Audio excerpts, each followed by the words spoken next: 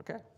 Well, thanks so much for inviting me to this conference and giving me the opportunity to discuss this interesting paper. So it's good that Emre went back in his slides, because otherwise where I would be coming from in my discussion would kind of come out of nowhere. So it's very thankful he went back. So classic debate between Friedman and Hayek over private currencies. Friedman says private profit incentives may lead to excessive seigniorage. There's actually a bunch of other reasons as well he provides. One might be interesting to think about is these platforms, if you want to think of them issuing private currency, could default and they may not fully internalize the externalities. There could be fraud.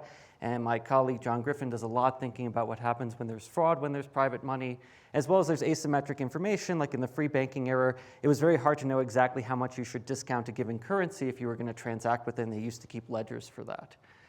So what this paper does is it rekindles this debate with the rise, and notes the rise of two-sided platforms, kind of introduces an interesting dimension to this debate.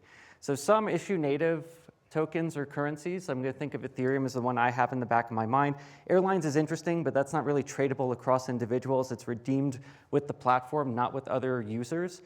So like Rogoff and you kind of look at that in their paper, and they say, do you want to make those tradable when you still redeem with the platform? So I'm going to think of Ethereum as kind of my example, but there are plenty of others and plenty of platforms that Emre described which also fit in this convention. Others like Amazon, eBay still accept traditional sovereign currencies. And seigniorage kind of acts as a tax on user participation, and we can compare that to entry fees in the paper. And although buyers or users, buyers specifically in this case, may not fully realize it, this is going to be issues of limited saliency. And so the conceptual questions that the paper is going to ask are twofold in my opinion. The first is, can internalization of network effects discipline private seigniorage when platforms compete for users?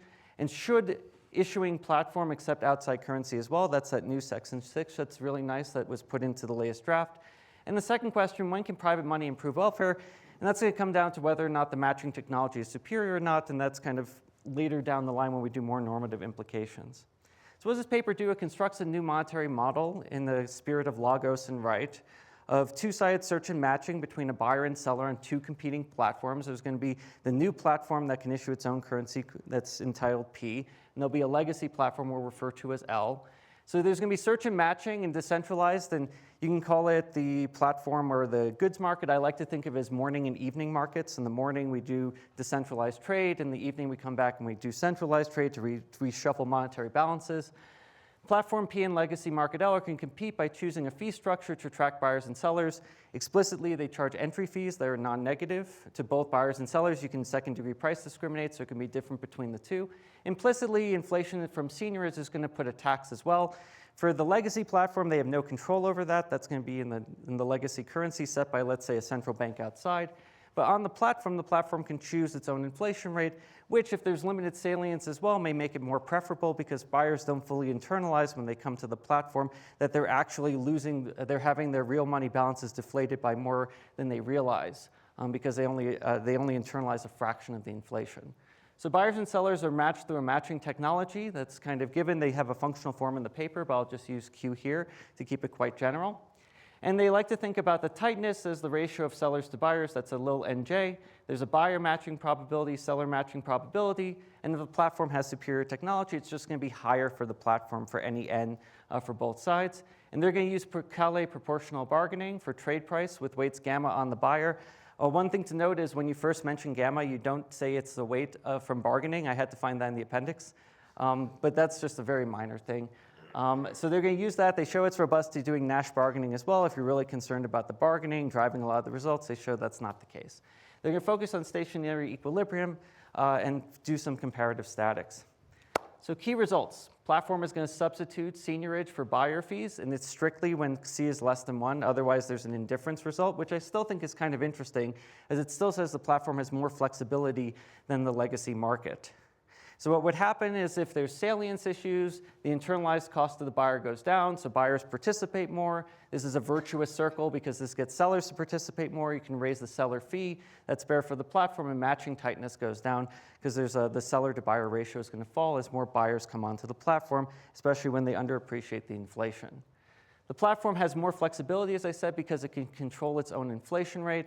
When there's inflation on in the legacy currency, the platform attracts more buyers and sellers, charges a higher seller fee and lower market tightness. And it may not accept outside money. Of course, it's going to depend on the extent to which there are these biased users that really want to use the legacy currency, but it's kind of interesting that you might have these walled-off gardens that create local monopolies. So optimal seniorage with salience underreacts to legacy inflation. It's going to start out a bit higher when MUL is low, but of course it's going to underreact 1-for-1, so it has a lower slope. And competition for users disciplines private money seniorage, and this is kind of adding a nuanced tension to the Friedman-Hayek debate by saying the business model matters. If you're thinking about banks and free banking, maybe this is an issue. If we're thinking that it's highly connected to the business model through the search and matching on the platform, maybe that introduces the necessary restraint to make this worthwhile. Introducing private money lowers social welfare if it mixes incorrectly, brings too many buyers to the platform because it's kind of subsidized. It doesn't really affect the matching technology per se, or the match rates can be imbalanced. But if the platform has a sufficiently superior matching technology, then this is good because we're in a second best world. If you're getting more people onto the new platform because there's better matching, that's great if that's how they got there. So just some minor comments for exposition. Like, it's a very, very elaborate mechanism. And I put in very small font just to emphasize how many different ingredients there are. There's search and matching with morning, evening markets, collide bargaining. You have heterogeneous matching technologies, platform competition, buyer salience, as well as even biased buyers. And not all of them are essential for the results. As Emre highlighted, C less than 1 is just really to break equivalence and revenue extraction. Differences in matching technology to me are a bit confounding from a conceptual perspective because you're mixing the platform's advantage in seniorage versus just selection because of superior technology. So just a suggestion is maybe just focus on the minimum you need. Maybe choose C as 1 minus epsilon. So you can just say it breaks the indifference for as long as you can to just show the minimal ingredients for each result and then add as you need to kind of get these additional results where they're required. A little bit more substantive is, I'm just wondering, is these results robust to the timing of when inflation occurs between evening and morning markets? It's a convention we're following that inflation occurs between evening and morning, so buyers are going to bear the brunt of it. Would this also work if there was inflation between the morning and evening markets when the sellers are going to be potentially holding those balances, going to retrade them in the centralized market? And there is some literature on currency invoicing, Engel and Gopinath and Stein, and there's a recent market paper by Oliver Shee from Stanford that thinks a lot about this. So if inflation occurred between morning and evening market, the trade price might be subsidizing buyers and the tightness might actually go up. It's not clear that that's necessarily going to overturn any of the results. I just want to understand a bit more of the robustness. And there's also these papers, for instance, by Linda Schilling and Ulig, who think about odd and even buyer and sellers, and they rotate between the two.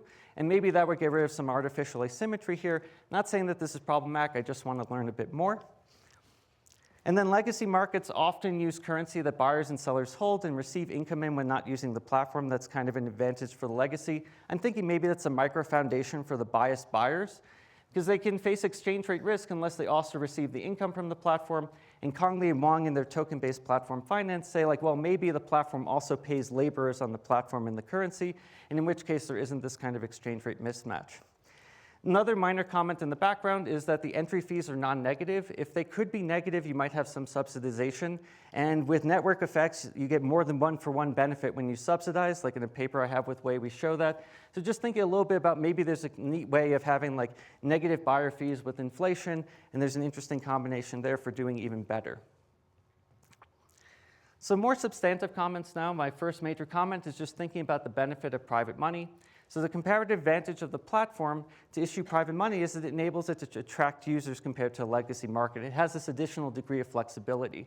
And of course, if there are salience issues, it's going to be amplified.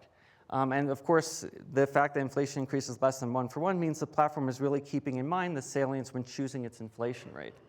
It also enables a local monopoly when some users have biased preferences toward the legacy currency. I just think it might be useful to compare to some of the other rationales that have been put out in the literature for issuing digital currency. There's a recent paper by Randy Wright that talks about how it can insulate from external shocks. You might design private money as a shock absorber that users may want to use and hold on to if they're worried about external shocks from, let's say, a sovereign. It could be used as a commitment device. And there's a nice paper by Chu and Manette forthcoming, the AR Insights, that thinks about programming a currency to introduce commitment across sellers and buyers in decentralized markets if they don't have their own commitment power. And that trades off with liquidity.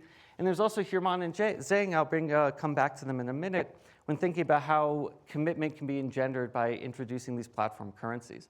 It could also be used as a source of user data. That was kind of some of the initial idea behind using Libra in the first place. You can collect a lot of user data from when you see their transactions. And so Gwenevig and Brunemeyer and Payne have recent papers that are kind of nice. I looked at the program who was here going to come before coming here. So of course I'm citing Evgeny with his nice 2 papers with Lou and with Chad that you can have second mover advantage, that you can then figure out how to price your currency after the first mover is moved. Coordination failures and having up cascades, that with private money you can overcome coordination failures and gain people on the platform. And of course, there's a trade-off between liquidity and tradability. I mentioned Rogoff and you. There's a nice paper in thinking about how you can use this private currency to also provide liquidity benefit to users. So a conceptual question I have in mind, just thinking about this idea that the platform has a comparative advantage of controlling its own inflation. Is this a more general insight about the advantages of digital platforms in maximizing network effects? Like, it's kind of similar a bit to how Apple, Meta, and these other platforms leverage data that they have over traditional marketplaces to get users on. And if you want to think about salience issues, we have the data privacy paradox. We know users underappreciate the value of their data. Nice paper by Asimoglu in the AJ Micro that shows there may be an optimal response if the marginal value of your data given everyone else's is 0. But that might also lead to this kind of oversharing and subsidization of the platform that the platform being able to use data can take advantage of over a legacy market. I also want to think more about the inefficiency that competition addresses in this paper. I think it's really interesting that competition with network effects can discipline private seigniorage. It's helpful to identify what friction is being overcome. Can we have a benchmark where we show that there's overissuance initially? And then when we add this additional platform competition, we see that this disciplines the platform from basically having excessive inflation. So excessive inflation often arises from lack of commitment. That could be an example. So Conley Wong show that financial frictions, because the marginal benefit and marginal cost of issuing and redeeming are different, that's going to put a wedge that prevents the Kosian limit. Goldstein, Gupta, and Sverchkov show that if there's lack of commitment in inflation, but there is commitment in which currency you're going to use, that acts as a form of self-competition. And with network effects and platform competition, it could be optimal to commit to essentially inflate a bit so that to inflate a bit so that the platform doesn't keep its monopoly rents. It's also true of sovereigns. I just give some examples. Going back to Friedman's like, well, maybe sovereigns can do better. No, sovereigns also face these issues. There's Yuan and Zheng is a nice example because it's a bit related. It's a conceptual point. So they show that proportional transaction fees restrict excessive seigniorage in a mark of perfect equilibrium. And what's nice is what they do is they solve both the Ramsey problem under commitment, and then they do the mark of perfect equilibrium. They show in the mark of perfect equilibrium without fees, you just inflate like crazy, kind of what you would expect from Friedman. And then they show when you add these proportional fees, then you get this restraint from the platform to essentially discipline their monetary policy. And it's a different mechanism because that's about deflating the real balances of users when you're charging them their entry fees. Here it's going to be about because you can choose your inflation versus that of the competing legacy market. So I think maybe just looking at that paper a bit to see how they do their exposition may be helpful in clarifying the mechanism. Good, I only have one point after this. So excessive seigniorage on the digital platform can also be optimal. In a decentralized platform, you might have to pay validators. I have a paper with the student Kevin May, where we show that if there's an incentive for users on a platform to speculate in the currency instead of using it, this can compromise network effects, and by inflating, you reduce price volatility, you reduce incentives to speculate, and this could be Pareto improving if the platform would fail otherwise, because then you're able to get people to use the currency rather than speculate on its future prospects. Finally, the real effects of legacy convenience yield. It's kind of really interesting, I think, when we add these biased buyers because they prefer to use the legacy currency, and you could microfound it as they just really have to use dollars. Let's say they can't hold the currency for whatever institutional reasons. But the platform may choose not to accept outside money because it creates a local monopoly. And the legacy market is able to raise its fee on the buyers. It's kind of akin to charging them a convenience yield for it, which pushes non-biased buyers to the platform. It's really interesting the legacy market is willing to compromise network effects to extract a convenience yield from these biased buyers. And it's kind of conceptually interesting to me to think a little bit more about, can private money alleviate these distortions we might have from currencies having convenience yields, and by divorcing the convenience yield from the medium of exchange. So now we're able to get people onto the platform where we don't have this ability to charge them a little more just because they're using dollars at the cost of maybe having some sellers and buyers not come onto the platform at all. And with that said, I think I am just out of time. and I'll just say thank you and step down.